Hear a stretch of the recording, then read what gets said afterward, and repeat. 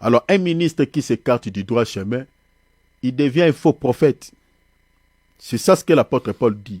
Il devient un faux prophète. On ne le suit plus. On ne peut plus le suivre. Parce qu'il ne va plus prêcher la vérité. Il va maintenant faire comme les faux prophètes. Il devient un faux prophète. Donc s'il ne se répand pas, il meurt dans cet état-là. Donc il sera condamné au même pied d'égalité que les faux prophètes. C'est pour cela que nous sommes en train de tirer votre attention, chers enfants de Dieu. Veillez à ce que vous êtes en train d'écouter comme message. Veillez. Vérifiez tout à la lumière des Écritures. Qu'on ne vous dise pas des choses. Dans la Bible, il n'y a pas des appuis. Il n'est pas soutenu dans la parole de Dieu. Donc, méditez vos Bibles, lisez vos Bibles, vous comprenez? Et une fois qu'on va vous prêcher un message qui n'a rien à voir avec la parole de Dieu, vous aurez directement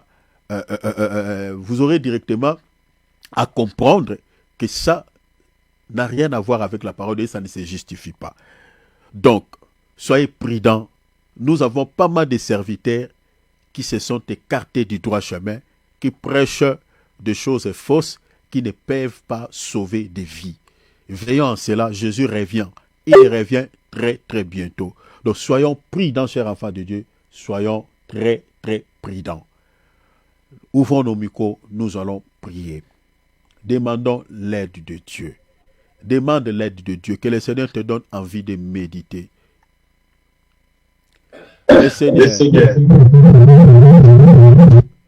te donne envie de méditer sa parole. Que le Seigneur puisse t'aider, te fortifier. Demande vraiment cela à Dieu. Parce que tu peux comprendre un faux message, bien aimé, si tu as déjà quand même un bagage. Tu as déjà une connaissance. Mais si tu ne médites pas, tout ce qu'on va te dire au nom de Dieu, tu vas prendre cela comme des pilules.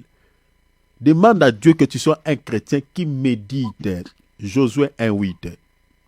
Que ce livre de la loi ne s'éloigne pas de ta bouche. Médite-les jour et nuit. La Bible dit quoi? Pour agir fidèlement selon tout ce qui est écrit. Cela te permettra de pouvoir agir. C'est-à-dire quand tu écoutes, tu examines, tu regardes comme les Béréens.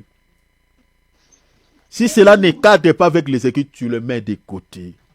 Demande à Dieu cette soif de lire sa parole et de la comprendre. Prions au nom de Jésus. Nous te demandons